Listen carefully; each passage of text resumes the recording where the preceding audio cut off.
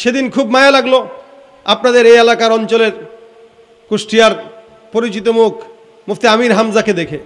এক মাহফিলে দেখলাম অসুস্থ হয়ে গেছে, দেখছেন কিনা আপনারা?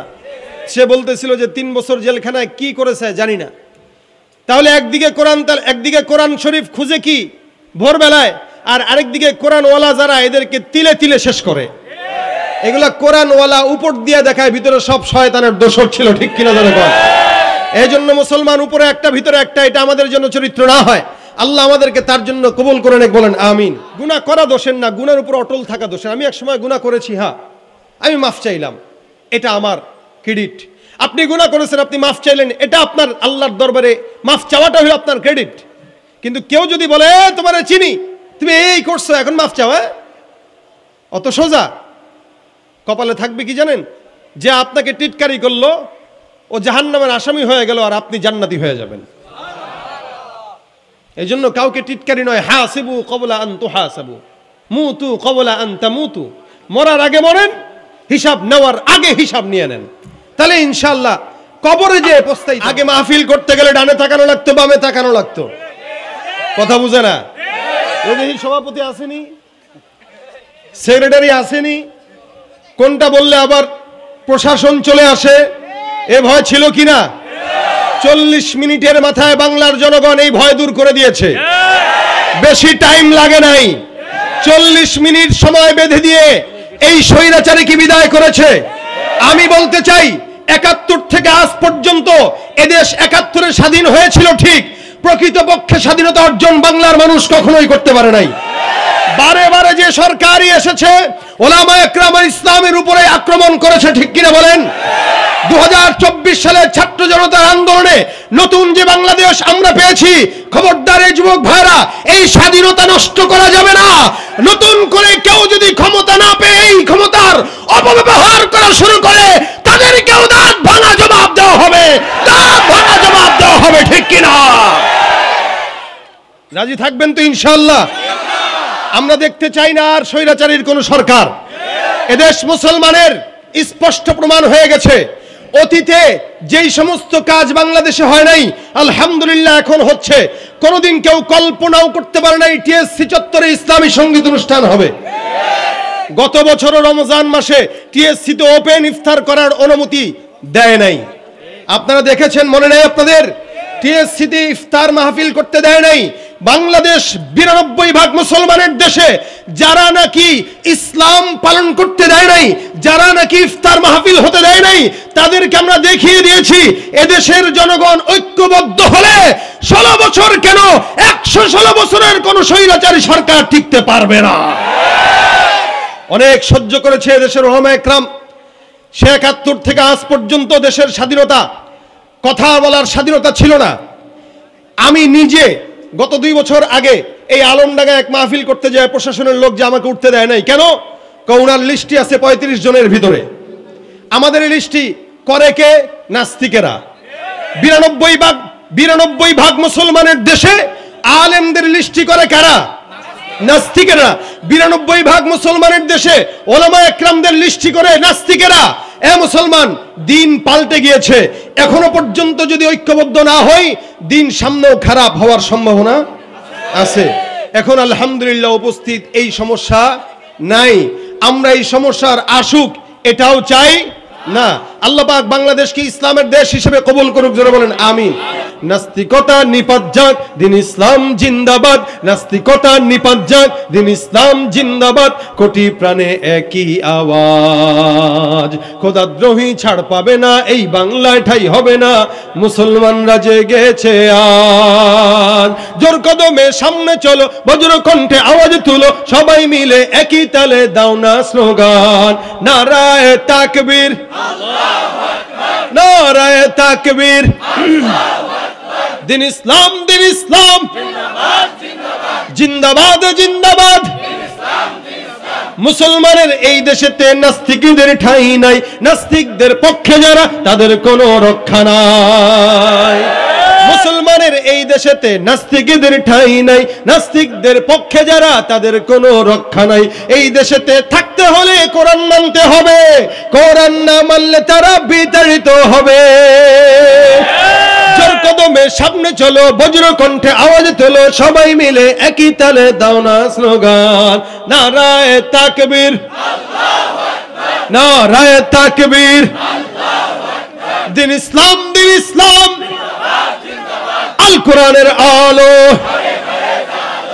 ইসলামের শত্রুরা, আলেম ওলামার শত্রুরা, লিল্লাহে তাকবীর। একটু দয়া করে মেহেরবানি করে যদি আমাকে সুযোগ দেন, আপনারা একটু বসে যাবেন। এই যে আমার ভাইয়ারা, যুবক ভাইয়ারা, একটু বসে যান, ভিতরে জায়গা আছে, দেখার ইচ্ছা থাকলে, কিছু সময় আমাকে দেওয়ার ইচ্ছা থাকলে একটু বসে যান। কমিটির ভাইরা যারা আছেন, আপনারা পর্যাপ্ত দায়িত্ব পালন করছেন না বলেই দাঁড়ায় আছে। এজন্য যারা বাহিরে আছেন বা আশেপাশে আছেন, আপনারা সবাইকে বসায় দিবেন মহব্বতের সাথে, ধমক দিবেন না, জোরও করবেন না, পিঠে হাত বুলিয়ে ভালোবেসে বসায় দেন। আলহামদুলিল্লাহ, আলহামদুলিল্লাহ আলিয়্যিদ যাতি আযীমিস সিফাতি সামিয়্যিস সিমাতি কবীরিশ শান জলিলিল কদরি রফি'ইদ যিকরি মুতা'ইল আমরি জলিল বুরহান فخيم الاسم عزيز العلم وسيع الحلم كثير الغفران ونشهد أن لا إله إلا الله وحده لا شريك له ونشهد أن سيدنا وسندنا وحبيبنا وحبيب ربنا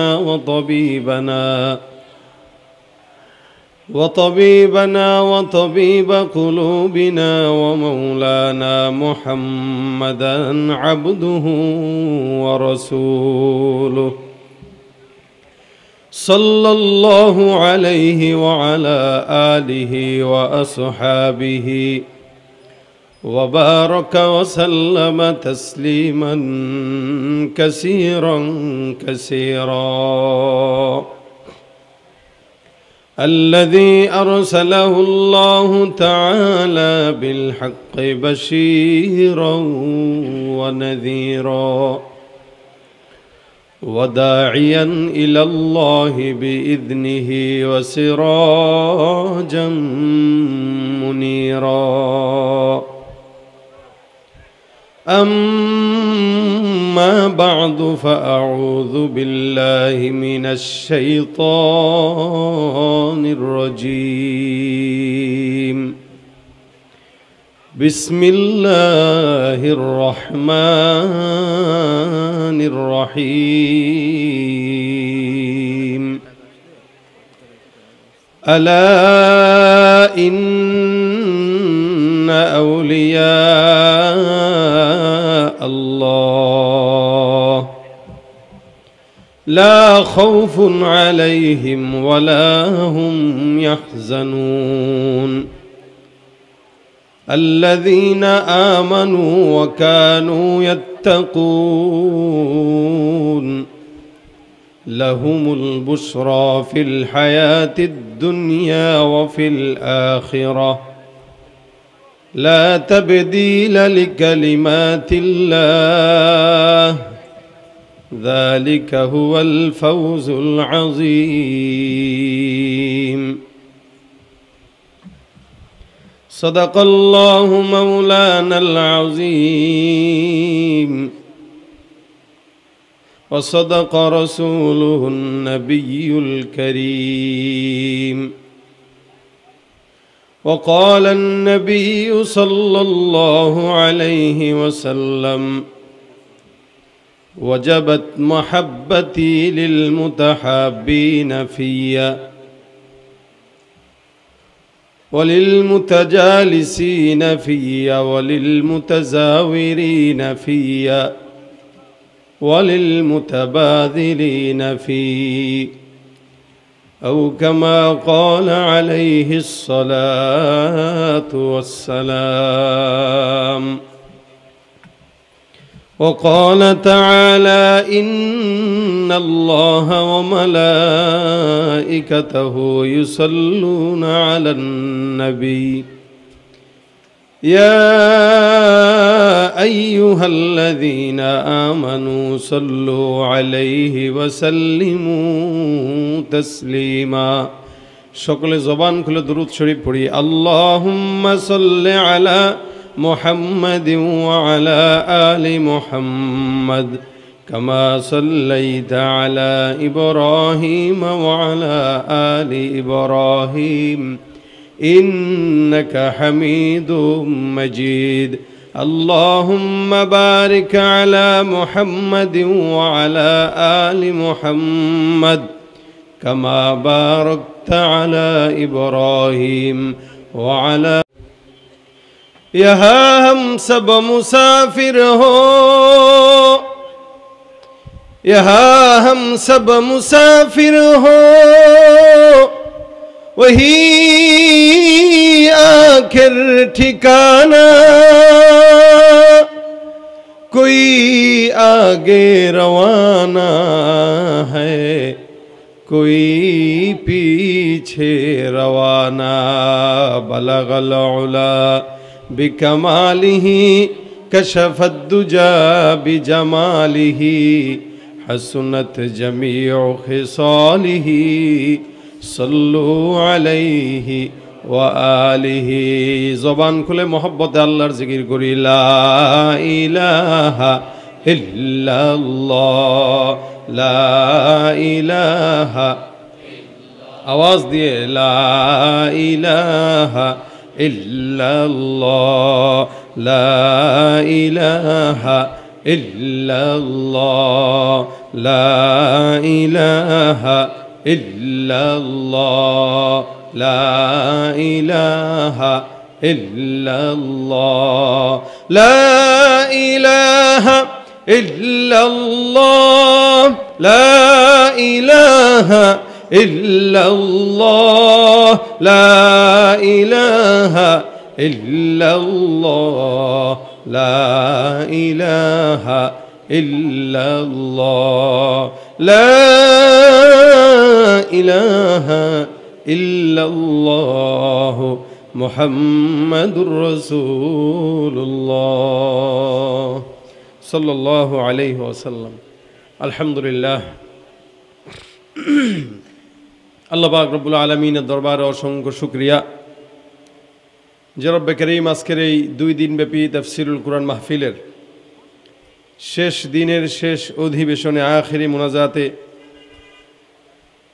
আগ মুহূর্তে আল্লাহ পাক রব্বুল আলামিন আমাদেরকে একত্রিত হয়ে ঈমান ইয়াকিন ঈমানি মুযাকারায় শামিল হবার তৌফিক দান করেছেন কালিমাতুশ শুকর আদায় করি জবান খুলে মহব্বতের সকলে উচ্চারণ করি আলহামদুলিল্লাহ যতগুলো মানুষ আছেন আমি বিশ্বাস করি ডানে বামে সামনে পিছনে আওয়াজ যদি স্বতঃস্ফূর্ততার সঙ্গে দিতেন এর চাইতেও 5 গুণ আওয়াজ বেশি হওয়ার সম্ভাবনা আছে ঠিক 2-4 জন বলছে বাকিদের ঘুম আসতেছে অথবা ক্ষুধা লেগে গেছে নাকি কথা বুঝেন বলতে পারেন সবাই বলতে পারেন তো আওয়াজ দিয়ে আরো একবার বলেন আলহামদুলিল্লাহ এটা হইছে আওয়াজ আমি যতক্ষণ আছি ততক্ষণ সিংহের মতো গর্জন দিয়ে আওয়াজ দিতে হবে পারবেন সবাই পারবেন যুবকরা পারবেন তো ইনশাআল্লাহ কোনো টেনশনের কারণ নাই 2 দিন ব্যাপী মাহফিলের প্রথম দিনও ছিল একজন যুবক দ্বিতীয় দিন আমিও হচ্ছে যুবক আমি বিশ্বাস করি আজকের মাহফিলে এখন যারা বসা অধিকাংশই যুবক ঠিক না কারা কারা যুবক আছেন হাত তুলে দেখান ওই যে মুরব্বি হাত তুলা কয় যুবক মুরব্বিও যুবক হাত নামান এটাই হওয়া উচিত সাহাবা একরাম যুদ্ধের ময়দানে 60 বছর হইলেও যদি যেতেন তাদের ভাব সাবে দেখে মনে হতো এক একজন 30 বছরের নওজওয়ান ঈমানের পথে ইসলামের পথে কোরআনের পথে সুন্নাহর পথে বয়স 60 70 80 দেখার বিষয় নয় তখন মুসলমানের ঈমান জোয়ান হয়ে যেতে হবে ঠিক কিনা দেখো কারা কারা জোয়ান হাত তুলে দেখান সবাই যুবক এটা তো ঈমানের জোয়ানের কারণে হাত তুলেছেন তবে আমি দেখব আসলে যুবক কারা আসলে বৃদ্ধ কারা আমি তাকবীর দিব প্রথমে যারা যারা আজকে এখানে আছেন বিবাহিত তারা আল্লাহু আকবার দিবেন পারবেন কারা কারা বিবাহ করেছেন হাত তুলেন মাশাআল্লাহ আমার দলের সংখ্যাই বেশি মনে হচ্ছে। ওই যে মুরব্বী একজন হাত তুলে নাই, বউ কি নাই না আছে? ওই যে সাদা দাড়ি কাকা, হাতটা তুলেন। বিয়ে করেছেন তো? মাশাআল্লাহ সবাই। হ্যাঁ, যারা বিবাহ করেছেন তাকবীর দেই। আপনারা শুধু আল্লাহু আকবার দিবেন, নারায়ে তাকবীর। শুধু বিবাহিতরা, আওয়াজ আরো বেশি হতে হবে, নারায়ে তাকবীর। পোলাপানের আওয়াজ না, বাচ্চারা দেওয়া যাবে না, কোনো কাজা বাচ্চারা আদায় করবে না, তাদেরকে সুযোগ দেওয়া হবে। আরো একবার মুরব্বীদেরকে, বিবাহিতদেরকে নারায়ে তাকবীর। মাশাআল্লাহ। এবার জওয়ানরা হাত তুলুক, যারা বিবাহ করে নাই। আছে কে কে বিয়ে করে নাই? হ্যাঁ হ্যাঁ, গরিবরা কারা? হাত তোলো। গরিব যাদের বউ নাই এরা গরিব, কথা কয় না? দোয়া করি আল্লাহ এদেরকে বিয়ের ব্যবস্থা করে দেখ। হাত তোলো, 2 হাত তোলো। যারা বিবাহিত না 2 হাত তোলো। আওয়াজ কি বেশি হবে না কম হবে? সত্যি? স্টেজে আছে কেউ এরকম? আরে সব একসাথে বলছে নারায়ে তাকবীর, নারায়ে তাকবীর। দিন ইসলাম, দিন ইসলাম, আল কোরআনের আলো দিলে দিলে জালো, লিল্লাহে তাকবীর। ছুটে আয় শাহজালালের নির্ভীক সৈনিকেরা, খতম করো নাস্তিকেদের চেলা চামুন্ডাগুলা। ছুটে আয় শাহজালালের নির্ভীক সৈনিকেরা, খতম করো নাস্তিকেদের চেলা চামুন্ডাগুলা। ছুটে আয় শাহজালালের, পারেন? ছুটে আয় শাহজালালের নির্ভীক সৈনিকেরা, খতম করো নাস্তিকেদের চেলা চামুন্ডাগুলা। অলিদের এই ভূমিতে বিপ্লবেরই মশাল জ্বালা, অলিদের এই ভূমিতে বিপ্লবেরই মশাল জ্বালা। ছুটে আয় শাহজালালের নির্ভীক সৈনিকেরা, খতম করো নাস্তিকেদের চেলা চামুন্ডাগুলা। শাহজালালের স্বপ্ন ছিল আল কোরআনের জ্বলবে আলো, শাহজালালের স্বপ্ন ছিল আল কোরআনের জ্বলবে আলো। পীরাউলিয়ার স্বপ্ন ছিল আল কোরআনের জ্বলবে আলো। সেই আলো ছড়িয়ে দিতে, সেই আলো ছড়িয়ে দিতে বিপ্লবেরই মশাল জ্বালা, সেই আলো ছড়িয়ে দিতে বিপ্লবেরই মশাল জ্বালা। ছুটে আয় শাহজালালের নির্ভীক সৈনিকেরা, খতম করো নাস্তিকেদের চেলা চামুন্ডাগুলা। অলিদের এই ভূমিতে বিপ্লবেরই মশাল জ্বালা, অলিদের এই ভূমিতে বিপ্লবেরই মশাল জ্বালা। ছুটে আয় শাহজালালের নির্ভীক সৈনিকেরা, খতম করো নাস্তিকেদের চেলা চামুন্ডাগুলা। ঠিক কিনা? এই যুবকরা, যতক্ষণ আমি আছি কোরআনের এই মাহফিলে সিংহের মতো আওয়াজ দিয়ে থাকতে পারবে তো ইনশাআল্লাহ? আগে মাহফিল করতে গেলে ডানে তাকানো লাগতো, বামে তাকানো লাগতো, কথা বুঝে না? সভাপতি আসেনি, সেক্রেটারি আসেনি, কোনটা বললে আবার প্রশাসন চলে আসে, এ ভয় ছিল কিনা? 40 মিনিটের মাথায় বাংলার জনগণ এই ভয় দূর করে দিয়েছে। বেশি টাইম লাগে নাই, 40 মিনিট সময় বেঁধে দিয়ে এই স্বৈরাচারীকে বিদায় করেছে। আমি বলতে চাই, 71 থেকে আজ পর্যন্ত এদেশ 71-এ স্বাধীন হয়েছিল ঠিক, প্রকৃতপক্ষে স্বাধীনতা অর্জন বাংলার মানুষ কখনোই করতে পারে নাই। বারে বারে যে সরকারই এসেছে ওলামায়ে কেরাম ইসলামের উপরে আক্রমণ করেছে, ঠিক কিনা বলেন? 2024 সালের ছাত্র জনতার আন্দোলনে নতুন যে বাংলাদেশ আমরা পেয়েছি, খবরদার এই যুবক ভাইরা, এই স্বাধীনতা নষ্ট করা যাবে না।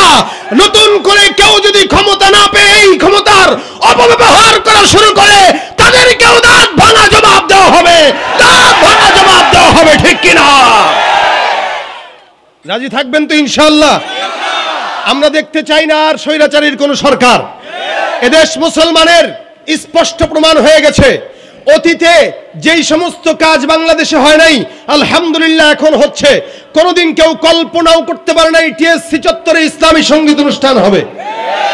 গত বছরও রমজান মাসে টিএসসিতে ওপেন ইফতার করার অনুমতি দেয় নাই। আপনারা দেখেছেন, মনে নেই আপনাদের? টিএসসিতে ইফতার মাহফিল করতে দেয় নাই।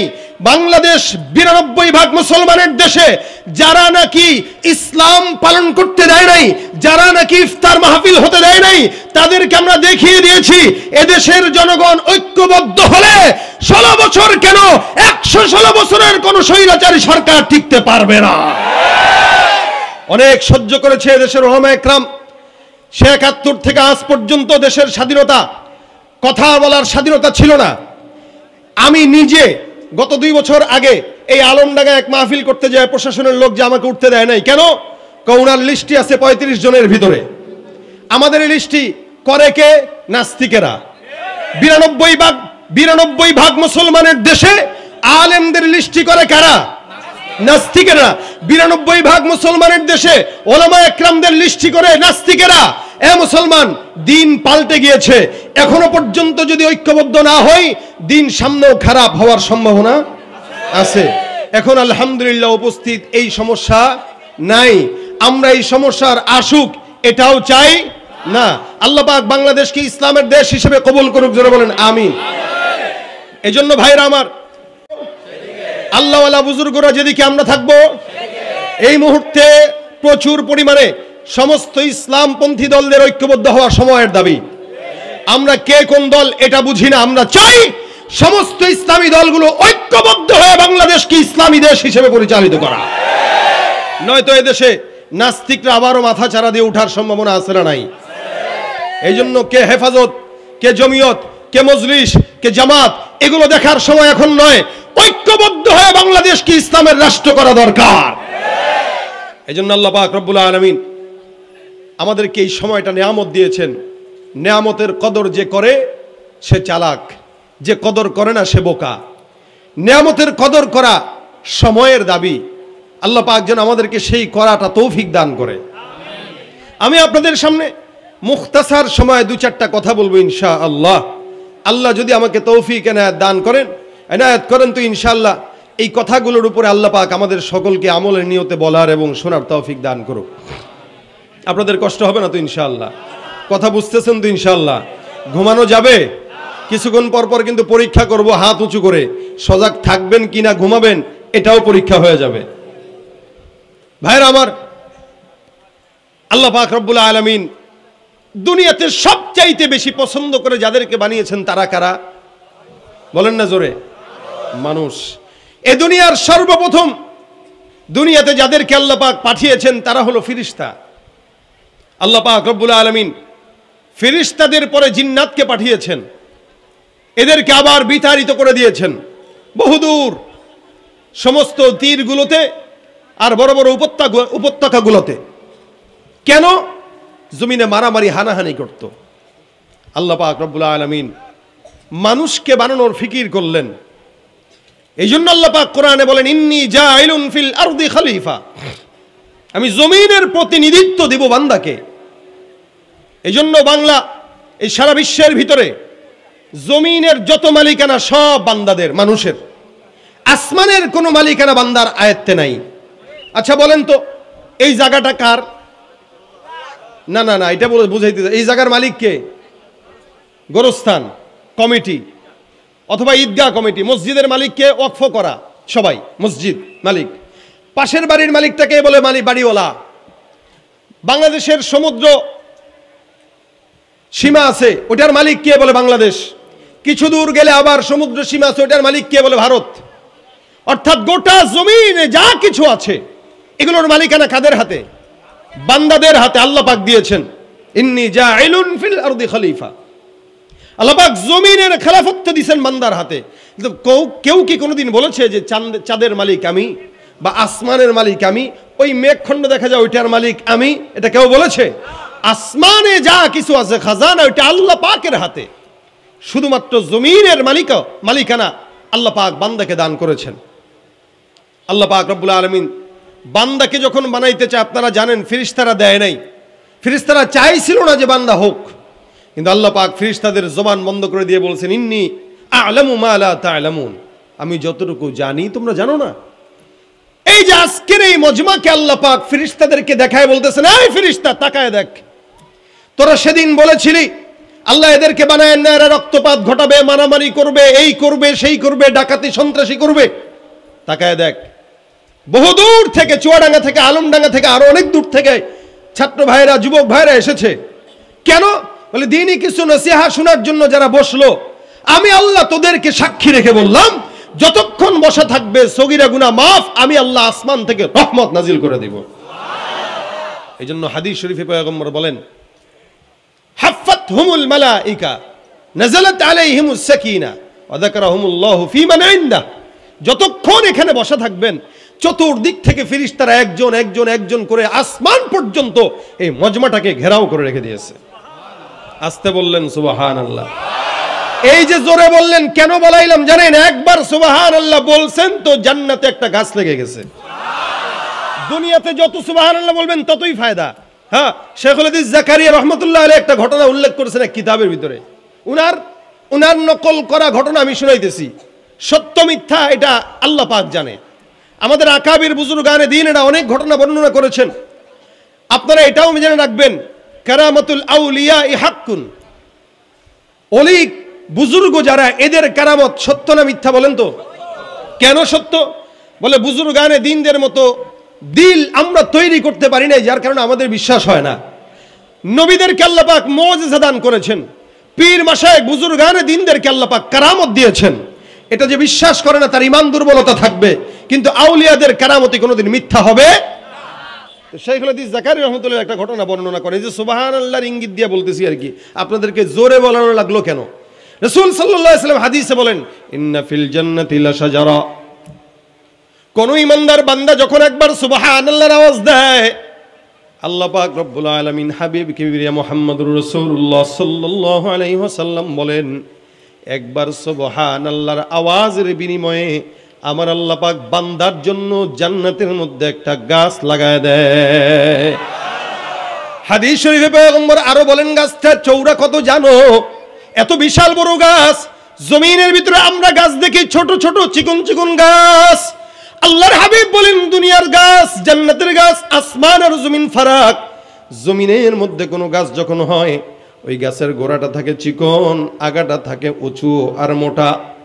এ মুসলমান নবীর উম্মত, কোন ইমানদার বান্দা জান্নাতে যদি গাছ লেগে যায় সুবহানাল্লাহর আওয়াজের বিনিময়ে, নবী বলেন ওই বান্দার জান্নাতের গাছের যেই গোড়াটা আছে, গোড়াটা এত বড় মোটা, বান্দা যদি দ্রুতগামী ঘোড়া দিয়ে 100 বছর দৌড়ায়, ওই গাছের গোড়াটাও পর্যন্ত শেষ হবে না। এখন বললেন একবার আরেকবার জান্নাতে একটা গাছ লেগে গেছে। এখন যারা যারা বলছেন তাদের জান্নাতে আরেকটা গাছ লেগে গেছে, এখন যারা বলছেন তাদের আরেকটা লাগছে। সুবহানাল্লাহ। আচ্ছা বলেন তো, এই যে সওয়াবগুলো লেখা হয়, এই সওয়াবগুলো কতদিন পর্যন্ত লেখা থাকবে? হ্যাঁ বলেন না, বুঝি নাই। নেই নেই নেই, আপনার মৌত পর্যন্ত। কি পর্যন্ত? আচ্ছা, আপনি মৌত পর্যন্ত আপনার এটা বলার সময়সীমা, মৃত্যুর আগ পর্যন্ত যত বলবেন ততই লেখা হবে। মরে গেছেন কবরে যায় বললে কোনো ফায়দা? কোনো ফায়দা নেই। কবরে যায় নামাজ যদি পড়তে পড়তে কপাল ঘষা দিয়া কালো বানায় ফেলান, এক বিন্দু সওয়াব নাই। কারণ এখানের জিনিস এখানে কামাই করার জিনিস, ওখানে যায় কামাই নাই, ওখানে বইলাও লাভ। এজন্য যত মরণ পর্যন্ত যতবার বলবেন তত সওয়াব, যত বলবেন তত সওয়াব। এক আল্লাহর ওলির ঘটনা বর্ণনা আছে, উনি মৃত্যু সন্নিকটে একদম মরে যাবে, উনি কয় সুবহানাল্লাহ সুবহানাল্লাহ সুবহানাল্লাহ সুবহানাল্লাহ সুবহানাল্লাহ সুবহানাল্লাহ সুবহানাল্লাহ সুবহানাল্লাহ। পাশ থেকে মুরিদ একটা ডাক দেখে, হুজুর কি শুরু করছেন? এন্তেকালের আগ মুহূর্তে আপনি এরকম ভাবে পড়া শুরু করছেন, আমাদেরকে কিছু নসিহত করেন। আরে বেটা, নিজের চিন্তা আগে করে চুপ থাক। সুবহানাল্লাহ সুবহানাল্লাহ সুবহানাল্লাহ সুবহানাল্লাহ। মুরিদ ডাক দেখে, হুজুর একটু বলেন না কেন করতেছেন? আমি দেখতেছি আমার চক্ষু দিয়া যেন ফেরেশতারা আমার যে সুবহানাল্লাহ বলার খাতাটা আছে, আমলের খাতা, এটা আস্তে আস্তে ভাঁজ করে গোছে রেখে দেওয়ার জন্য প্রস্তুতি নিতেছে। তার মানে আমার হায়াত শেষ হয়ে যাচ্ছে। যতক্ষণ প্রস্তুতি নিতে নিতে যতবার বলতে পারবো ততবারই সওয়াব। খাতা বন্ধ হয়ে যাবে, 1000 বার সুবহানাল্লাহ বললেও কোনো ফায়দা নেই। এজন্য আমি খাতা বন্ধ হওয়ার আগ পর্যন্ত সুবহানাল্লাহ সুবহানাল্লাহ বলতেছি। এটা হলো মৃত্যু পর্যন্ত। তো জাকারিয়া রাহমাতুল্লাহ আলাইহি লেখেন, একজন আল্লাহওয়ালা যাচ্ছে রাস্তা দিয়া, বুজুর্গ মানুষ রাস্তা দিয়ে হেঁটে যায়। প্রতিমধ্যে কবরস্থান একটা আছে, কবরের সামনে দিয়া আল্লাহওয়ালাটা যায়। হঠাৎ করে বান্দার কানের মধ্যে আওয়াজ, কোন বান্দাটা কবর থেকে যেন সুবহানাল্লাহ সুবহানাল্লাহ সুবহানাল্লাহর জিকির, অথবা ওই বান্দাটা শুনতেছে কোন বান্দাটা যেন কবর থেকে কোরআন তেলাওয়াতের আওয়াজ, আল্লাহর জিকির, কোরআন তেলাওয়াত অথবা আল্লাহর জিকিরের আওয়াজ কবর থেকে আসলো। আল্লাহওয়ালা বুজুর্গটা কবরের পাশ দিয়ে হেঁটে যায়, হঠাৎ করে সুন্দর করে কবরের কিনারায় বসে পড়লেন। তাকায় তাকায় শুনেন, চিন্তা করেন কি ব্যাপার, কবরের মধ্যে আবার কেউ আছে নাকি, কোনো ফুটা টুটা আছে কিনা যেখান দিয়া কোনো মানুষ ভিতরে ঢুকে ঢুকে সুবহানাল্লাহ পড়তেছে। বলে না, কবরের ভিতরে এমন কোনো ফুটা নাই, এমন কোনো গর্তও নাই। এই কবরের মধ্য থেকে কেমন যেন কোরআন তেলাওয়াতের আওয়াজ। আপনারা শুনলে অবাক হবেন, অবাক হওয়ার কিছুও নাই, কারণ এগুলো বাস্তবতা। আমাদের বাংলাদেশে অতীতে এমন অনেক বুজুর্গানে দিনরা অতিবাহিত হয়েছে যাদের ইন্তেকালের পরে কবরের থেকে ঘ্রাণ আসছে মেশকম্বরের। শুধু তাই নয়, আমি নিজেই এরকম অসংখ্য সাক্ষী যারা ঘ্রাণ শুকেছে, অথবা আমিও শুনতে পেয়েছি। আপনি নিজেও যদি যান, অসংখ্য বুজুর্গানে দিন যাদের কবরের কিনারায় গেলে জান্নাতি শুষ্ক মেশকম্বরের ঘ্রাণ ছড়ায়। আচ্ছা, একজন শিল্পীর নাম শুনছেন কি? পাকিস্তানের জুনায়েদ জামশেদ। হ্যাঁ, জুনায়েদ জামশেদ রহমতুল্লাহ ইন্তেকালের পরে তার কবর থেকেও নাকি এরকম ঘ্রাণ ছড়াইছে। অসংখ্য বুজুর্গানে দিন ছিল যাদের কবর থেকে ঘ্রাণ ছড়ায়। এগুলো আল্লাহওয়ালাদের কারামত। বুজুর্গানে দিনটা কবরের কিনারায় শোয়া, হঠাৎ করে চিন্তা করে একটু প্রশ্ন করব কিনা, দেখি ভিতর থেকে কি হয়। আল্লাহওয়ালা ডাক দিয়ে বলো, ও ভাই, কবরের ভিতরে কে জানি না, কিন্তু কবরের ভিতর থেকে কোরআন তেলাওয়াতের আওয়াজ, এমন কোরআন তেলাওয়াতের আওয়াজ আমার দিলটাকে কেমন যেন করে ফেলতেছে। মেহেরবানি করে বলো তো, তুমি কবরের ভিতরে কোরআন তেলাওয়াত করতেছো এরকম ভাবে, যদি তাহলে আমি অনেকক্ষণ যাবত শুনতেছি, কয় খতম কোরআন তেলাওয়াত তুমি করলে একটু আমারে বলবা নাকি? তুমি এমন কোন আল্লাহওয়ালা বুজুর্গ যে আল্লাহ কবরে যাওয়ার পরও তোমাকে কোরআন তেলাওয়াতের সুযোগ করে দিয়েছে? অনেক আল্লাহওয়ালারা ইন্তেকালের পরেও কবরের মধ্যে আল্লাহ পাক বান্দাদেরকে ইন্তেকালের পরে যারা আল্লাহওয়ালা বুজুর্গ তাদের সঙ্গে জান্নাতের সম্পর্ক লাগায় দেয়। বুজুর্গানে দিনটা জিজ্ঞাসা করতে দেরি, কবরের ভিতর থেকে আওয়াজ। হয়তো সে কাশফের মাধ্যমে কবরের ওই বাসিন্দার সঙ্গে কথা বলতেছেন। লোকটা ভিতর থেকে ডাক দিয়া বলতেছেন, এ ভাই, আমি কবরের মধ্যে ইন্তেকালের পর থেকে এখন পর্যন্ত 11,000 কোরআন খতম দিয়েছি। আপনারা জোরে জোরে বলেন সুবহানাল্লাহ। আমি যে বললাম 11,000 বার কোরআন খতম দিয়েছি, আপনারা সুবহানাল্লাহ বললেন। আমার কি বলা লাগছে বলতে? নিজের থেকেই বললেন সুবহানাল্লাহ। কেন? এটা আশ্চর্যান্বিত একটা কথা। একটা মানুষ কবরের মধ্যে যাওয়ার পরেও 11,000 বার কোরআন খতম দিয়েছে। আপনারা যেরকম সুবহানাল্লাহ বললেন, ওই বান্দাটাও উপর থেকে বলে সুবহানাল্লাহ। ভিতর থেকে বান্দারা ডাক দেয়া বলো, ভাই তুমি কে জানি না, তবে তোমার কাছে আমার একটা আবদার। আবদারটা হলো, তুমি যেই সুবহানাল্লাহর আওয়াজটা দিলা, আমার 11,000 কোরআন খতমের সওয়াব তোমাকে দিয়া দিলাম, বিনিময়ে তুমি তোমার একবার সুবহানাল্লাহর সওয়াবটা আমাকে দাও। এই বেচারা কয় কি এটা?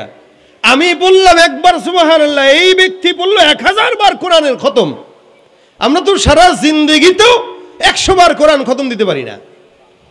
সেই হেফজখানায় যখন পড়ি মনে আছে 11,000 বারের সওয়াব তুমি নাও। এ বেচারা কয়, ভাই বুঝলাম না কাহিনী, একটা সুবহানাল্লাহর সওয়াব নেওয়ার জন্য আপনি 11,000 কোরআন খতম দিয়ে দিবেন? বলে হ্যাঁ। বলে কেন জানো? বলে এই যে কবরের ভিতরে 11,000 বার কেন, কিয়ামত পর্যন্ত যদি কোরআন খতম দেই কোনো সওয়াব নাই, ফ্রি সার্ভিস। আর তুমি যে উপর থেকে খালি একবার বলছো, আমি তো বুঝতেছি দেখতেছি জান্নাতে আল্লাহ ফলের গাছ লাগাই দিয়েছেন। চায়ের দোকানে বসে বসে সরকার চালান, দেশ রাষ্ট্র চালান যারা, মানুষের গীবত যারা কন, ওই হুজুর ওই খারাপ, ওই হুজুর তো এই, ওই ইমাম তো এই, আল্লাহর কাছে জবাব দেওয়ার জন্য রেডি থাকেন। এই জন্য ওমর বলেন, হাসিবু ক্বাবলা আন তুহাসাবু। অন্যের হিসাব নেওয়ার আগে তুমি তোমার হিসাব মিলাও, কারণ তোমার কবরের হিসাব তোমাকে দিতে হবে, আরেকজন দিবে না। এই কারণে চায়ের দোকানে বসে, আমাদের দেশের চায়ের দোকানগুলোও 32 ইঞ্চি টিভি একটা উঠানোর টাকা শয়তান তারে ঠিকই দেয়, কিন্তু রুটি কলা উঠানোর টাকা পায় না।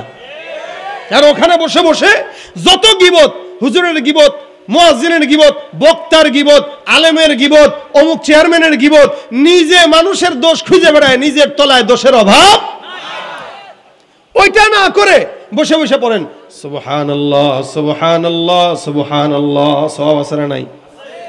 এজন্য যতক্ষণ থাকবেন সুবহানাল্লাহর জিকির করবেন, আলহামদুলিল্লাহর জিকির করবেন, আল্লাহর ওলি হয়ে যাবেন ইনশাআল্লাহ। এই জন্য আল্লাহ পাক ডাক দিয়া বলেন, আলা ইন্না আউলিয়া আল্লাহ, আলা ইন্না আউলিয়া আল্লাহ, জেনে রাখবা যারা আল্লাহর ওলি, আল্লাহর ওলি, আল্লাহর ওলি কারা? জিন্নাত ফেরেশতা নাকি ইনসান? কথা কয় না? জিন্নাত ফেরেশতা নাকি ইনসান? এই ইনসানকে আল্লাহ পাক রব্বুল আলামিন বানাইছেন মহব্বত করে। আপনাকে আমাকে আল্লাহ পাক মহব্বত করে বানাইছেন। যদিও আমার দেশে মানুষের কোনো দাম নাই, কুকুরের দাম আছে। মানুষের দাম নাই, কুকুরের দাম আছে, বিড়ালের দাম আছে। গাড়ির মধ্যে বিড়ালের জন্য আলাদা সিট রাখা হয়, আর মানুষের সন্তান আরেক মানুষকে 1 টাকার জন্য হত্যা করা হয়, গায়ে মায়াও লাগে না। ভাইরা আমার, মানুষ সব অমানুষ হয়ে গেছে, যার কারণে মানুষের প্রতি মানুষের দরদ দেয়। কিন্তু আল্লাহ পাক রব্বুল আলামিন বলেন, কত মহব্বত করে বানাইলাম। এমন মহব্বত আমি আল্লাহ অন্য কোনো জাতিকে করি নাই। আল্লাহ পাক রব্বুল আলামিন বলেন, লাকাদ খালাকনাল ইনসানা ফি আহসানি তাকওয়িম, সব চাইতে সুন্দর আকৃতি দিয়ে আমি আল্লাহ রব্বুল আলামিন ইনসানকে বানায় দিলাম।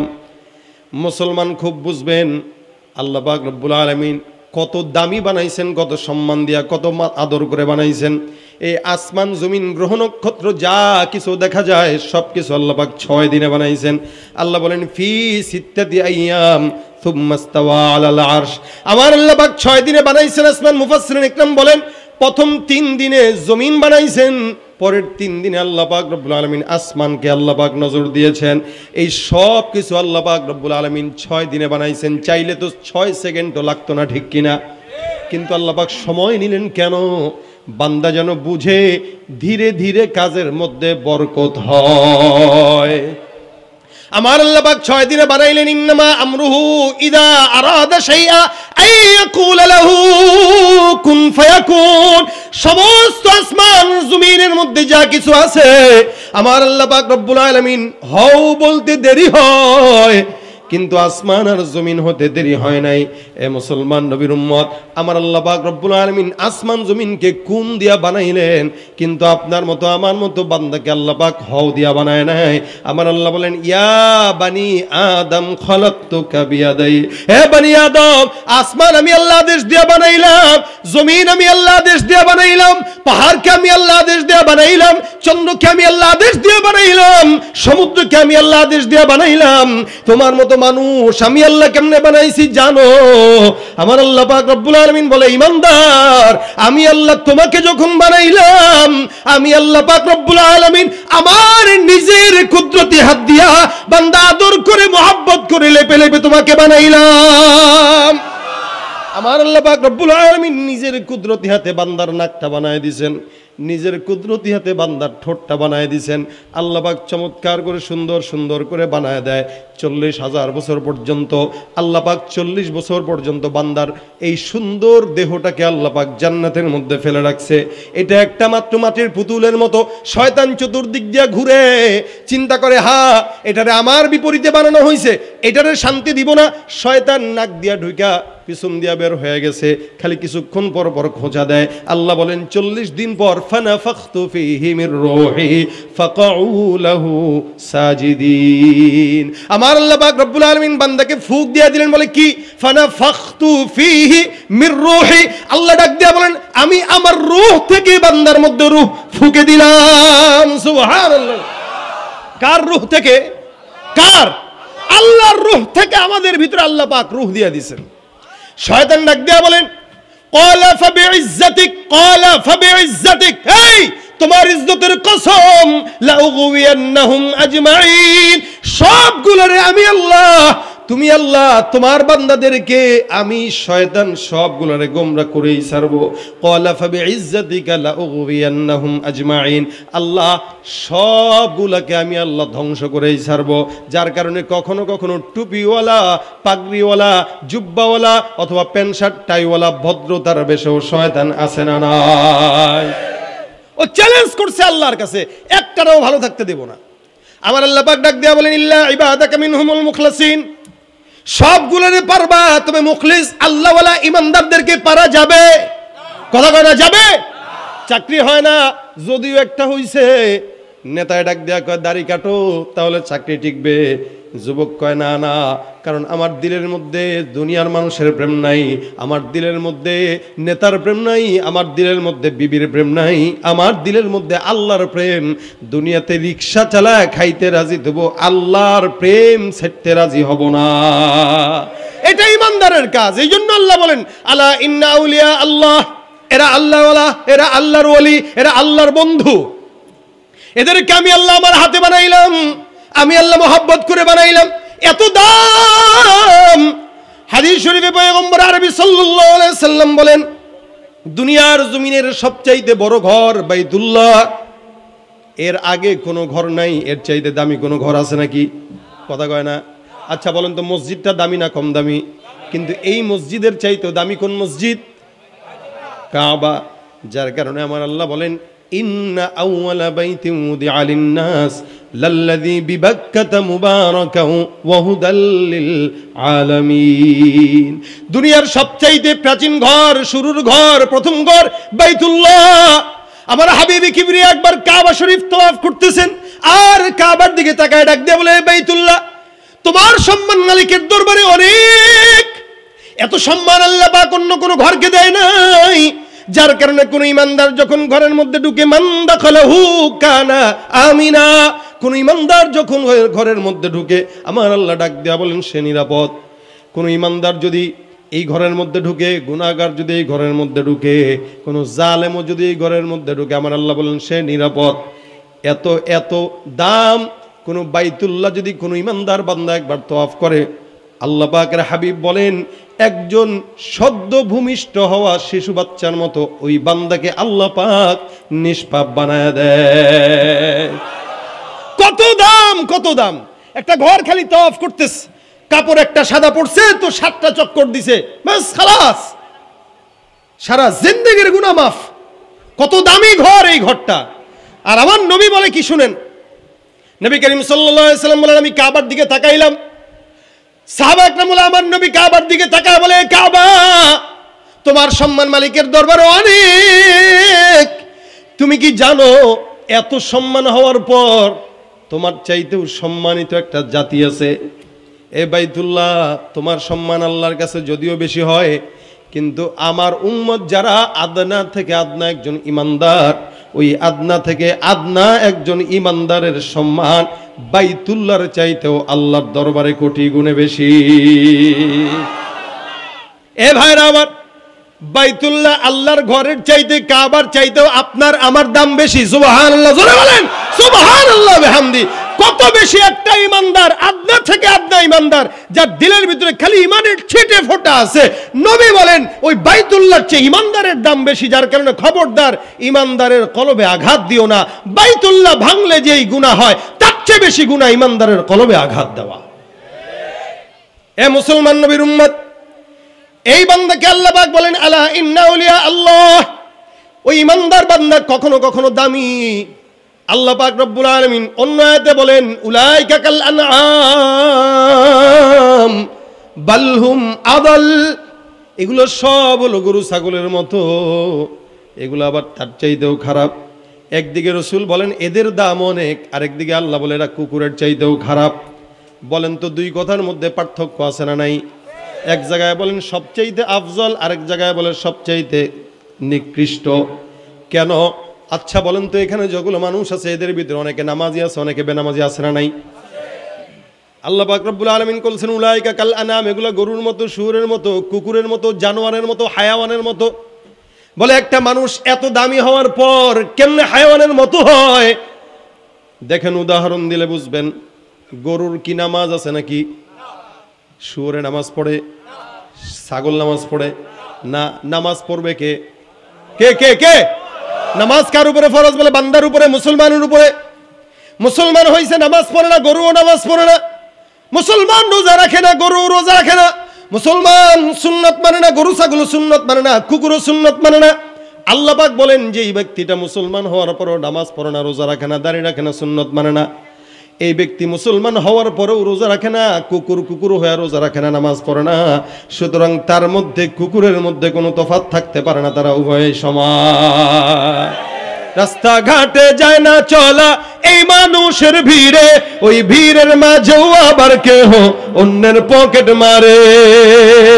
রাস্তাঘাটে যায় না চলা এই মানুষের ভিড়ে, ওই ভিড়ের মাঝেও আবার কেহ অন্যের পকেট মারে। ও কেউ যদি মানুষ বলো আমার বলার কিছুই নাই, তাকেও যদি মানুষ বলো আমার বলার কিছুই নাই।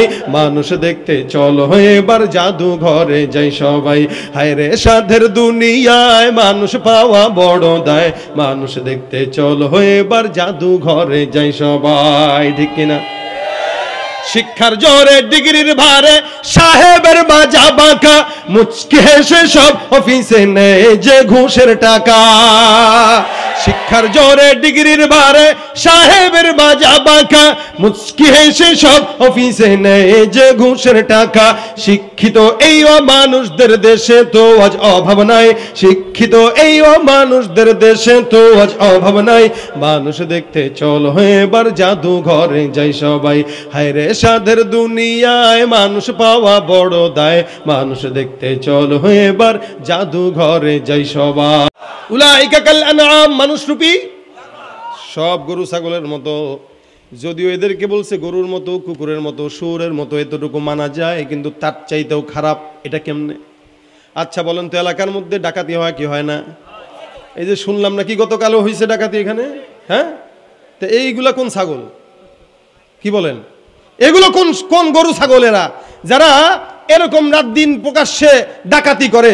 আল্লাহ পাক এদেরকে বলতেছেন এই এলাকায় চাঁদাবাজি করে কি মানুষ না কুকুর? হ্যাঁ, কে করে? ঘুষ খায় কে? জেনা ব্যভিচার করে কে? একজন আরেকজনকে হত্যা করে কে?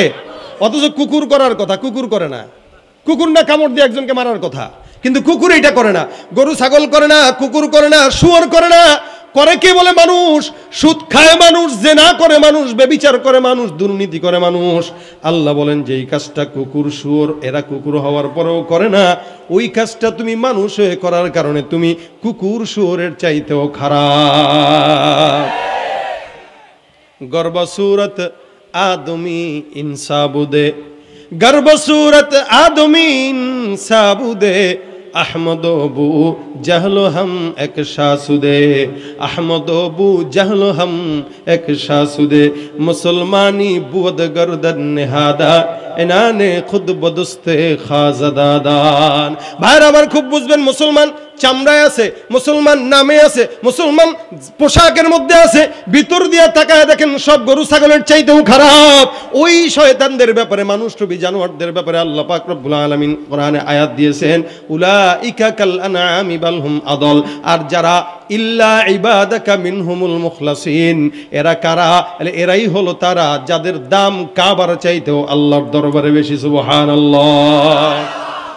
এদের ব্যাপারে আমার আল্লাহ পাক ডাক দিয়া বলেন, আলা ইন্না আউলিয়া আল্লাহ, আলা ইন্না আউলিয়া আল্লাহ লা খাউফুন আলাইহিম ওয়ালা হুম ইয়াহজানুন।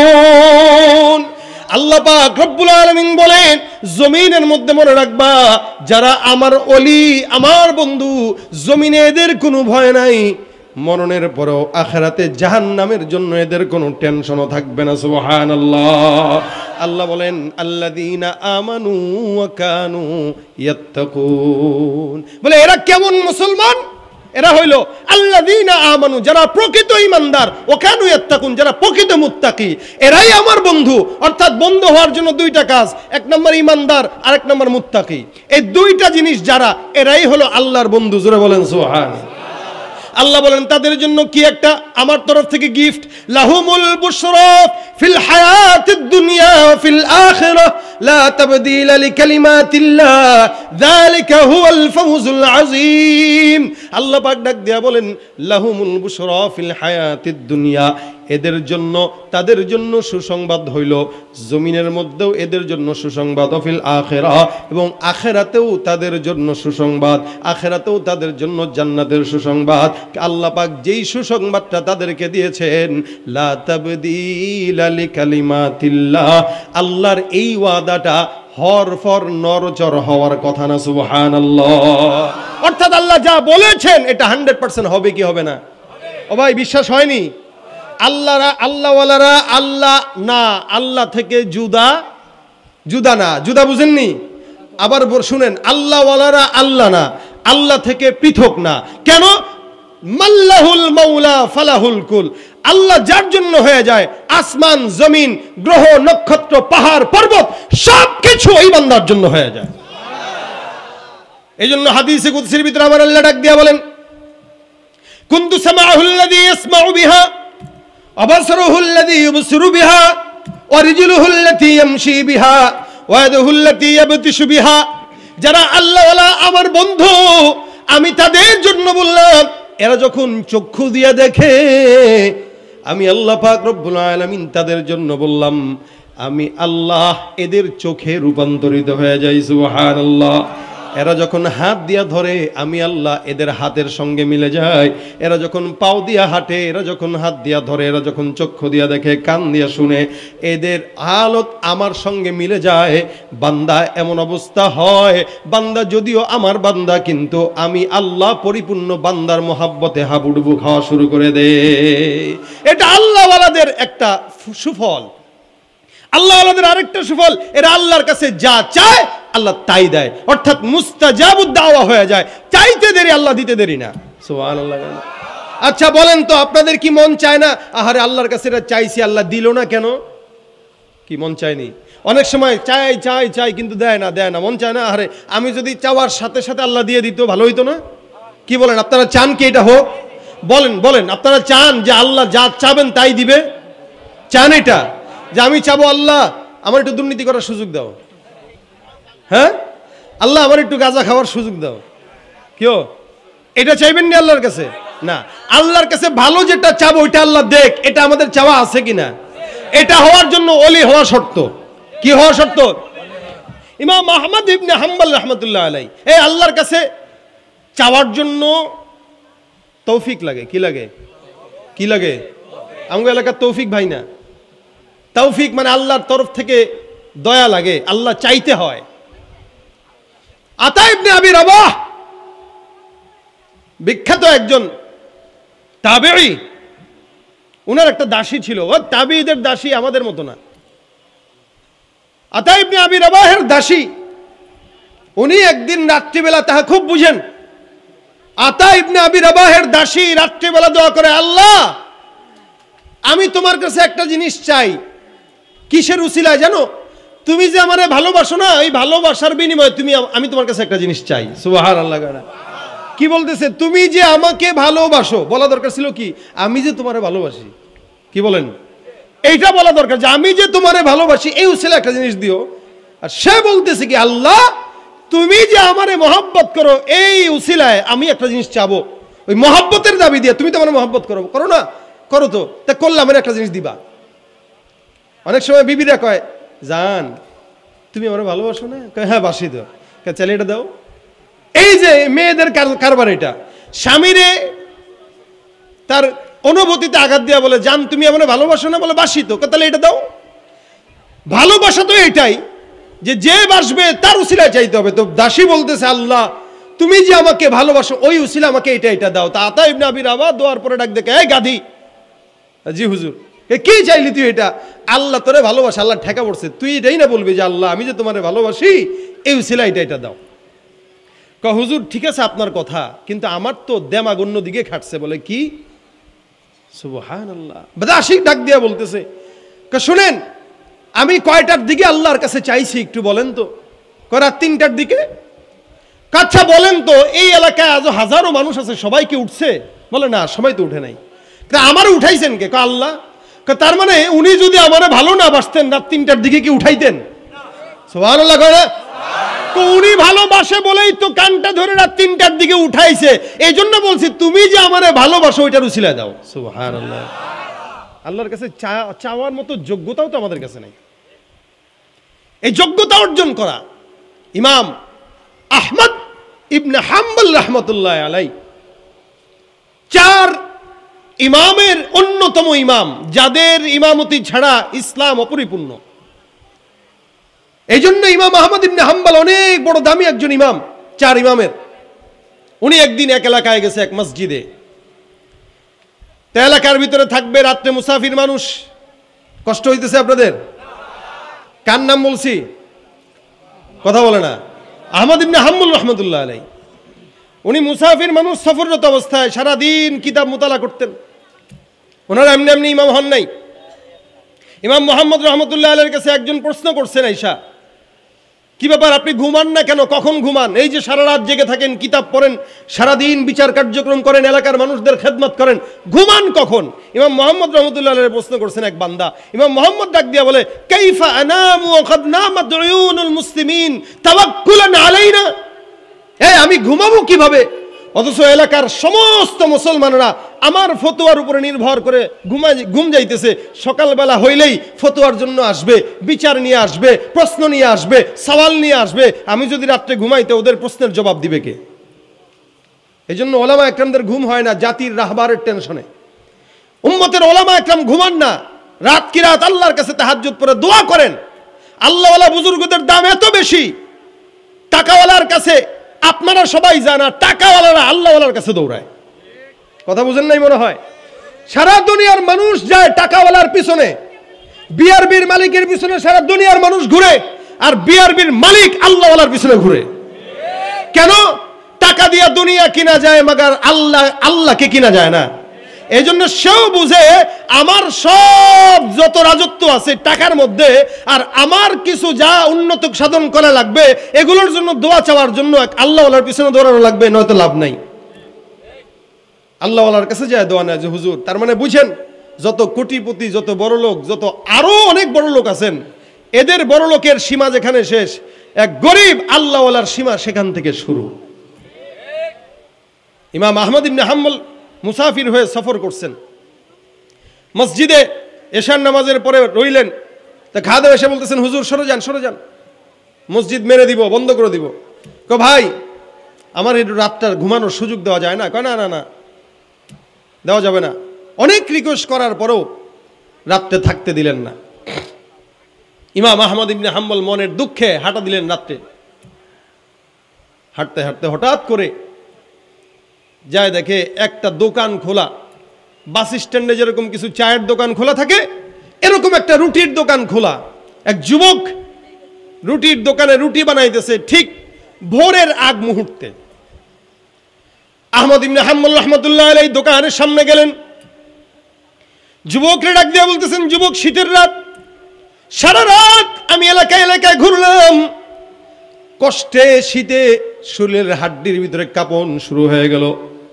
তুমি যুবক মানুষ, রুটি ছাকতেছো, রুটি বানাইতেছো, আমারে দয়া করে আল্লাহর হস্তে একটু আগুন পোহানোর জন্য সুযোগ দিবা কিনা?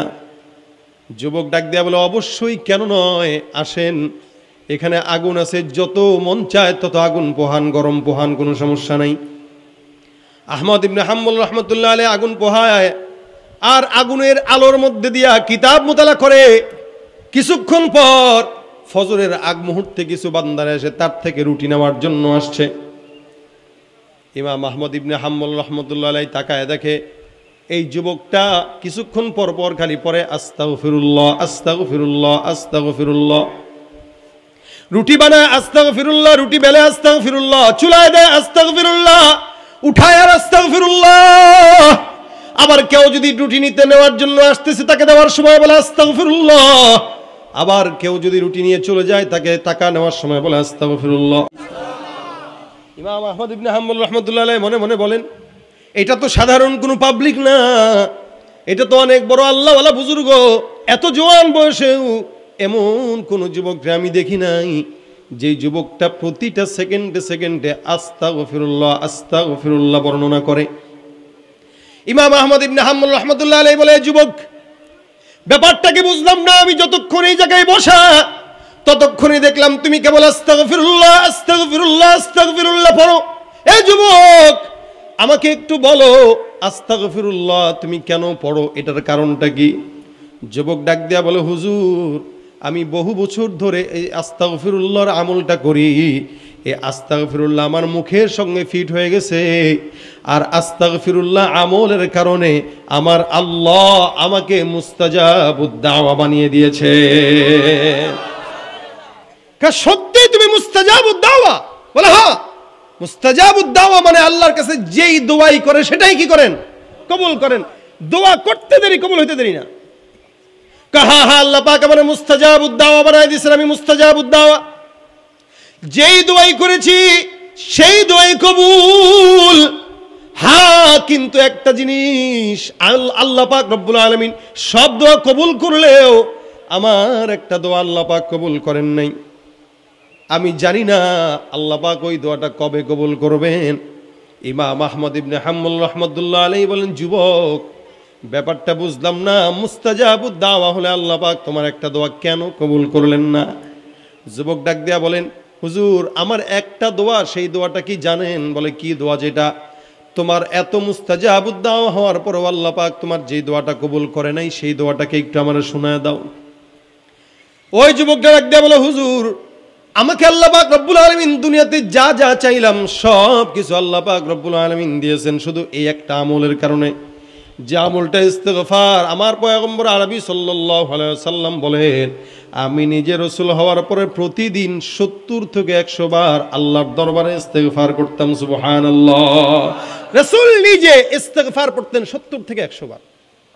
যুবক বলে, সবচেয়ে বড় ইন্সপায়ার হয়েছে আমি আমার রাসূল থেকে, যেখানে দুজাহানের সরদার আখায়ে নামদার, ইনি যদি 100 বার ইস্তেগফার পড়ে, আমার তো 100 কোটি বার পড়া দরকার। কি বলেন, আমাদের গুনাহ নাই? কথা কয় না। আপনি যে আমার দোষ ধরেন, আপনার গুনাহ নাই? আমি যে আপনার গীবত গাই, আমার গুনাহ নাই? এমন কোন বান্দা নাই দুনিয়াতে যার গুনাহ নাই। 3 প্রকার দলের লোকের গুনাহ আল্লাহ পাক মাফ করে দিয়েছেন, খুব মনে রাখবেন। রাসূল বলেন, খায়রু উম্মতি করনি সুম্মাল্লাযীনা ইয়ালুনাহুম সুম্মাল্লাযীনা ইয়ালুনাহুম। প্রথমত আমার জামানা, এরা হলো উত্তম, তারপরের জামানা উত্তম, তারপরের জামানা উত্তম, তাবিঈদের জামানা পর্যন্ত। আল্লাহ পাক রব্বুল আলামিন নবীদেরকে মাফ করেছেন, সাহাবায়ে কেরামদেরকে মাফ করেছেন, তাবিঈদেরকেও মাফ করে দিয়েছেন। সুতরাং এরপরে যত বান্দা আছে সবাই গুনাহ করে কি করে না? সবাই গুনাহ করে, করে না কে? এজন্য গুনাহ মাফ চাওয়ার জন্য সবচেয়ে বড় আমল আস্তাগফিরুল্লাহ। কি? ইস্তেগফারটা এমন একটা আমল যে আমলটা বান্দার সব গুনাহকে মুছে সাফ করে দেয়।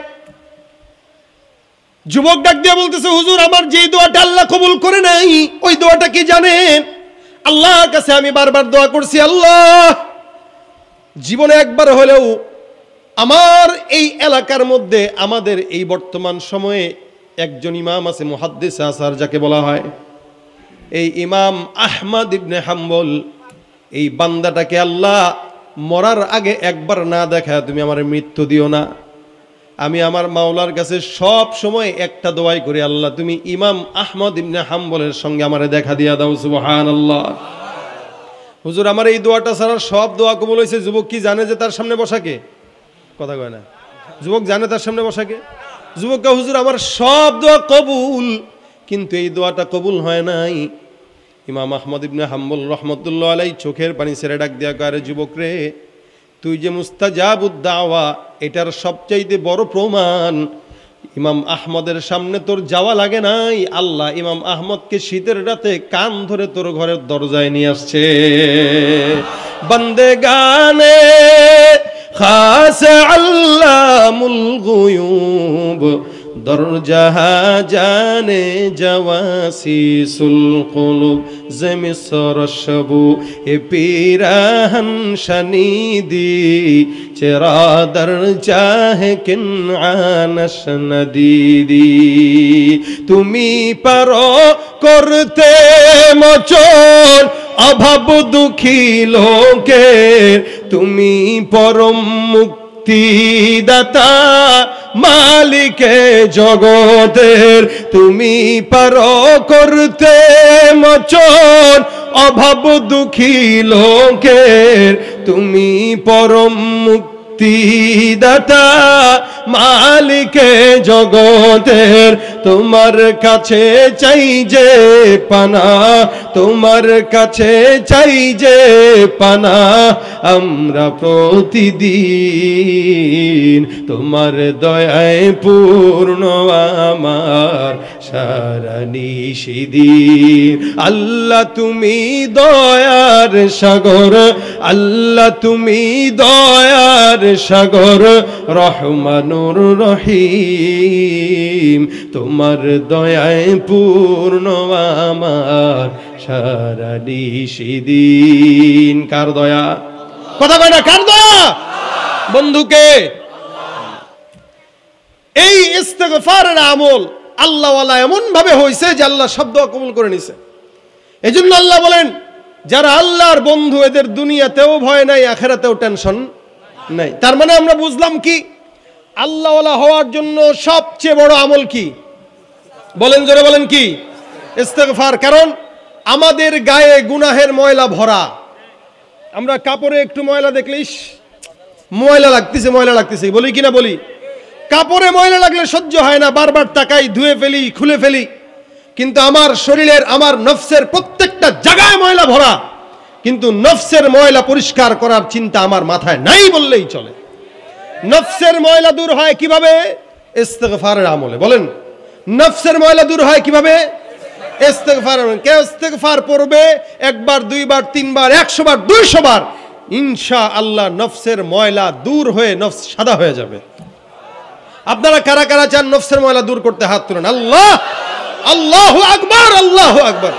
আল্লাহ তুমি আমাদের নফসের ময়লা দূর করে দাও। ইস্তেগফার এমন একটা আমল যে আমলে বান্দার রিজিকের ওসাআত হয়। সুবহানাল্লাহ। যার রিজিকের অভাব আছে আজকে থেকে ইস্তেগফারের আমল করেন, আল্লাহ পাক রিজিকের অভাব দূর করে দিবে।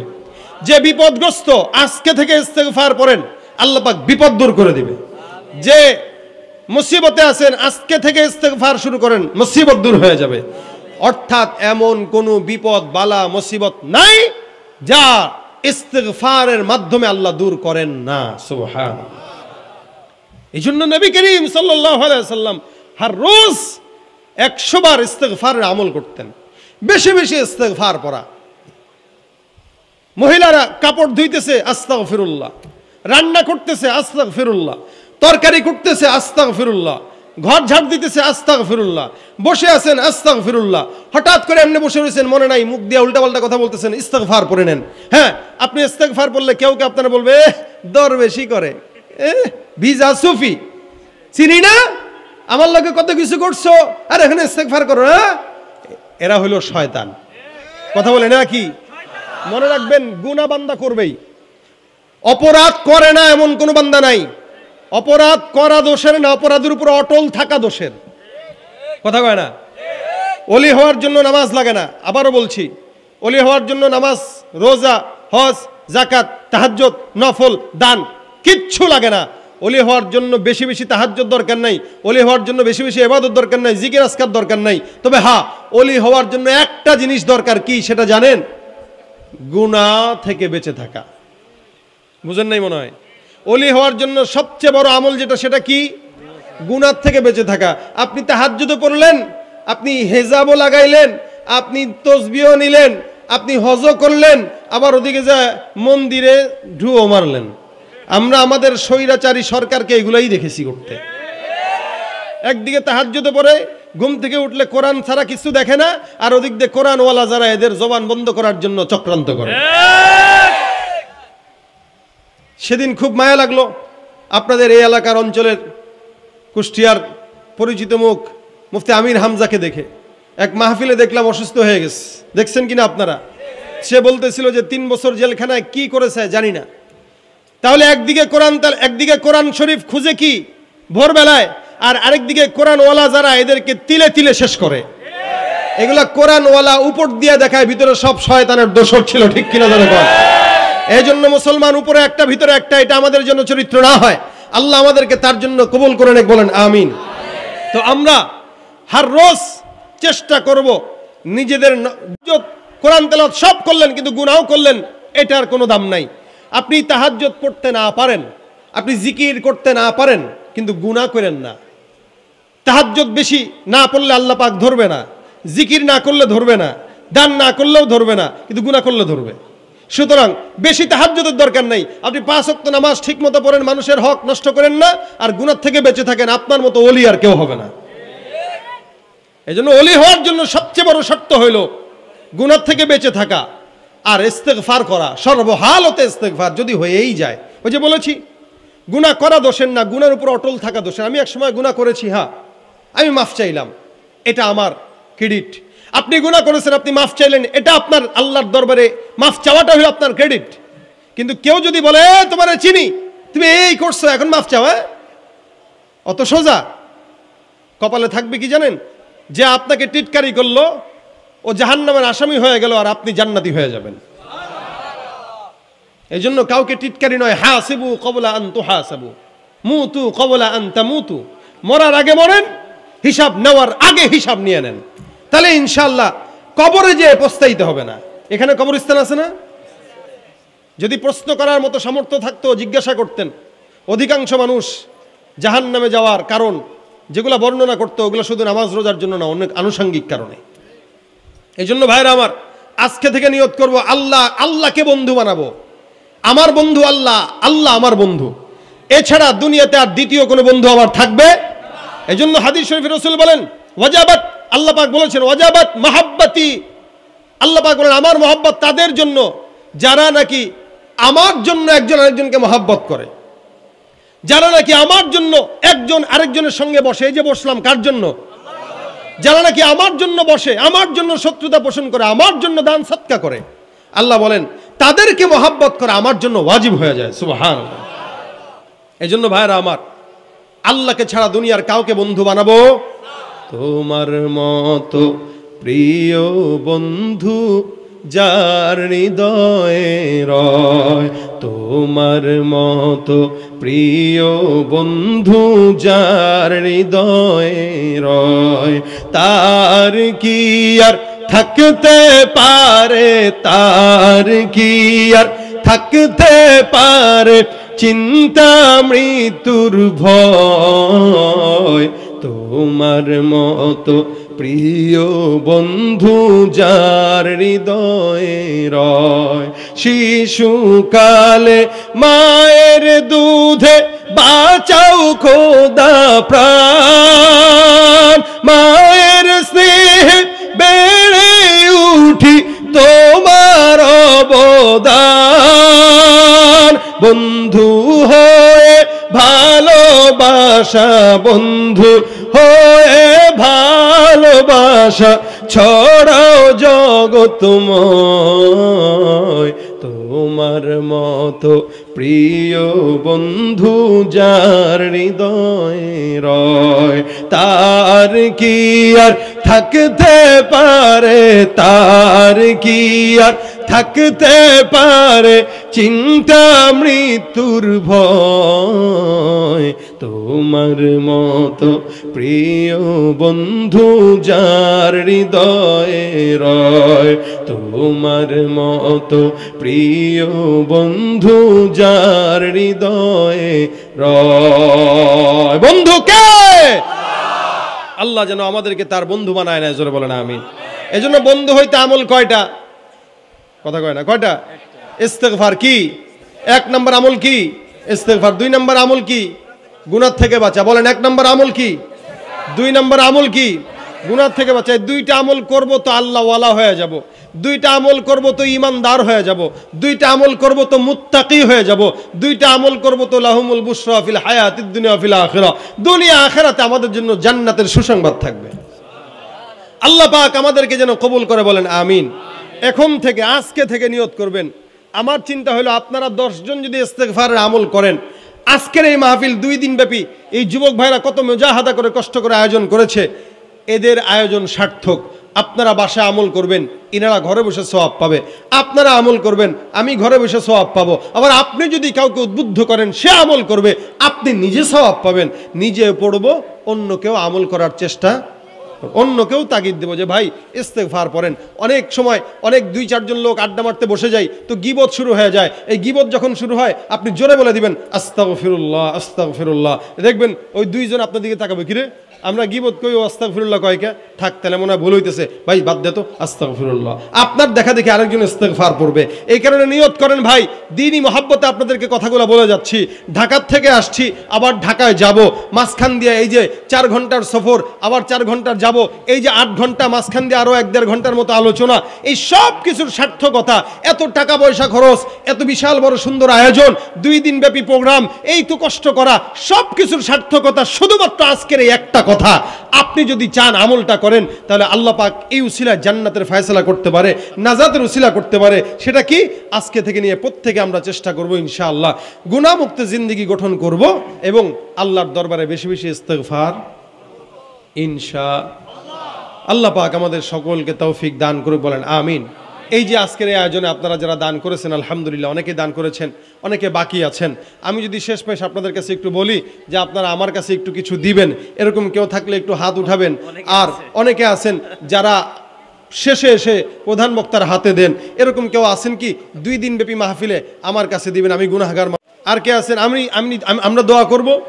এই আজকের প্রোগ্রামের কমিটির ভাই যারা আছে, ইনারাও অনেক কষ্ট মুজাহাদা করেছে। আল্লাহ পাক যেন ইনাদেরকে প্রতি বছর এই প্রোগ্রামটা করার তৌফিক দান করে, ওনাদের মেহনতকে যেন আল্লাহ পাক কবুল করার। কেউ আছেন 500-1000 করে দিবেন? আর কেউ আছেন? দেখেন, বুঝতে হবে একটা জিনিস, আপনারা অনেক সময় অনেক আবদার করেন, কিন্তু একটা জিনিস বুঝবেন, মাহফিলটা শুধুমাত্র কান সুখের জন্য না, এটা হেদায়েতের উদ্দেশ্য, ঠিক না?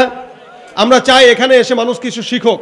এক সময় মাহফিলে এসে মানুষ হেদায়েত শিখতো, আর এখন মাহফিলে এসে বক্তাদের কারণে গীবত শেখায়েত শিখে যায়, বিনোদন শিখে যায়। আমরা এটা চাই না। আমরা চাই আজকে 2 দিন ব্যাপী মাহফিল, আমি শেষ যে কথাটা বললাম ইস্তেগফার, এই আমলটা বাসায় নিয়ে যেতে চাই। এমন কোনো আবদার করব না যে আবদারের কারণে আমল নষ্ট হয়ে যায়। মজা নিয়ে যাব, আমল ফৌত হয়ে যাবে। তাহলে হবে কি, মাহফিলের এই সব রুহানিয়াত একটা জিনিসে শেষ হয়ে যাবে। যা শুনছি এটা যেন আমল কি বাসা পর্যন্ত যেতে পারি।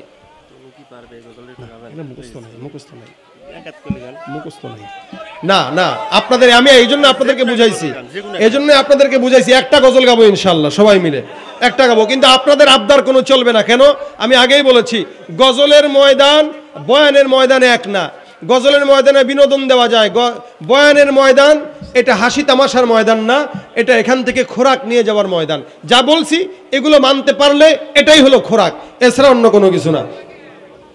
আর কেউ আছেন দিবেন? যারা দিয়েছেন তাদের জন্য দোয়া করি, যারা দিতে পারেন নাই তারাও যেন দিতে পারে, সেই তৌফিক আল্লাহ পাক রব্বুল আলামিন দান করুক। সকলে বলেন আমিন। নাস্তিকতা নিপাত যাক, দিন ইসলাম জিন্দাবাদ। নাস্তিকতা নিপাত যাক, দিন ইসলাম জিন্দাবাদ।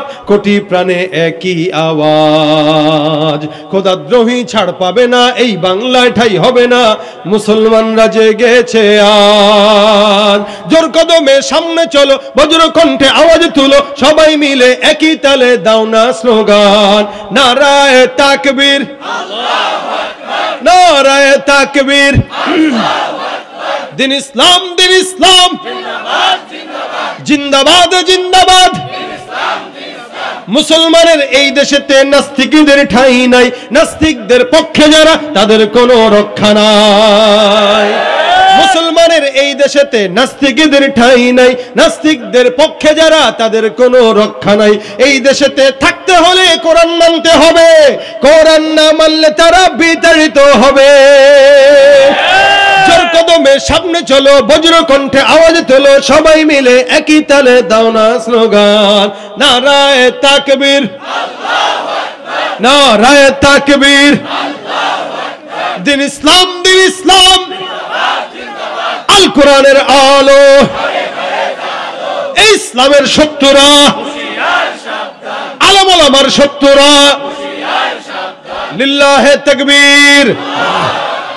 সকলে দুরূদ শরীফ পড়ি। আল্লাহুম্মা সাল্লি আলা সাইয়্যিদিনা ওয়া নাবিয়্যিনা ওয়া শাফিঈনা ওয়া হাবিবিল্লাহি আলাইহি ওয়া আলা আলিহি ওয়া আসহাবিহি ওয়া বারাক ওয়া সাল্লাম। আস্তাগফিরুল্লাহ রাব্বি মিন কুল্লি যামবিন ওয়া আতুবু ইলাইহি।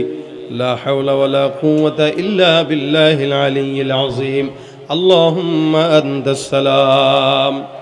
ربنا ظلمنا أنفسنا وإن لم تغفر لنا وترحمنا لنكونن من الخاسرين. ربنا فاغفر لنا ذنوبنا وكفر عنا سيئاتنا وتوفنا مع الأبرار. এ আল্লাহ মেহেরবানি করে 2 দিন ব্যাপী মাহফিলটাকে আল্লাহ যারা পরিচালনা করেছে, কষ্ট মুজাহাদা করে শ্রম দিয়ে এই পর্যন্ত করেছে, আল্লাহ মেহেরবানি করে আজকের মাহফিলকে আল্লাহ তুমি কবুল মঞ্জুর করে নাও। আল্লাহ যারা আয়োজন করেছে তাদেরকে মাফ করে দাও আল্লাহ, তাদের আয়োজনকে আল্লাহ নাজাতের উসিলা বানায় দাও আল্লাহ রাব্বুল আলামিন। যারা দান করেছে, মেহনত করেছে, শ্রম দিয়েছে, আল্লাহ তুমি সকলের দান আর শ্রমকে আল্লাহ নাজাতের জরিয়া বানায় দাও। আয় রব্বুল আলামিন, মেহেরবানি করে এই কুষ্টিয়ার এই এলাকাটাকে আল্লাহ তুমি কবুল মঞ্জুর করে নাও। সকল প্রকার সন্ত্রাসী কার্যক্রম থেকে এলাকার মানুষদেরকে হেফাজত করো। আল্লাহ চান্দাবাজি, সুদ, ঘুষ থেকে এলাকাটাকে আল্লাহ হেফাজত করো। আল্লাহ যুবকদেরকে দ্বীনের খাদেম বানায় দাও আল্লাহ। মা বোনদেরকে পর্দার বিধান মেনে চলার তৌফিক দান করে দাও। ঘরে ঘরে শান্তি দাও। যুবকদের ভিতরে আল্লাহ নামাজের তাগিদ দিয়া দাও। আয় আল্লাহ মা বোনদেরকে পর্দার বিধান মেনে চলার তৌফিক দাও। আয় আল্লাহ আমাদের ভিতরে অনেকে অসুস্থ, আয় আল্লাহ যাদের মা বাবা অসুস্থ, নিজেরা অসুস্থ, আল্লাহ প্রত্যেককে সুস্থতার হায়াত দান করে দাও। অভাবগ্রস্তদের অভাব দূর করে দাও। ঋণগ্রস্ত যারা আছে ঋণগুলো পরিশোধ করার তৌফিক দান করে দাও। বিপদগ্রস্ত যারা বিপদ থেকে হেফাজত করো আল্লাহ। আয় আল্লাহ মেহেরবানি করে আমাদের দেশটাকে সোনার দেশ হিসেবে কবুল করে নাও আল্লাহ। এই নতুন দেশ গঠন করার জন্য যে সমস্ত ছাত্র ভাইরা জীবন দিয়েছে, আয় আল্লাহ প্রত্যেকটা ছাত্র ভাইদেরকে আল্লাহ শাহাদাতের মর্যাদা দান করে জান্নাতের ফয়সালা করে দাও। হে রব্বুল আলামিন, আমাদের সকলকে তোমার বন্ধু হিসেবে কবুল করে নাও। আয় আল্লাহ মেহেরবানি করে আল্লাহ আমাদের জবানের মধ্যে ইস্তিগফারের আমল তুমি উঠায় দাও। উঠতে বসতে চলতে ফিরতে যেন আস্তাগফিরুল্লাহ আস্তাগফিরুল্লাহ পড়তে পারি, জবানটাকে কবুল মঞ্জুর করে নাও। আয় আল্লাহ তোমার হাবিবের রওজা জিয়ারত করার তৌফিক একবার হলেও দান করে দাও। যারা একবার করেছে বারবার করার তৌফিক দান করে দাও। রব্বিরহামহুমা কামা রব্বায়ানি সগীরা, রব্বিরহামহুমা কামা রব্বায়ানি সগীরা। اللهم صل على محمد وأنزله المقعد المقرب عندك يوم القيامة. سبحان ربك رب العزة عما يصفون وسلام على المرسلين والحمد لله رب العالمين. السلام عليكم.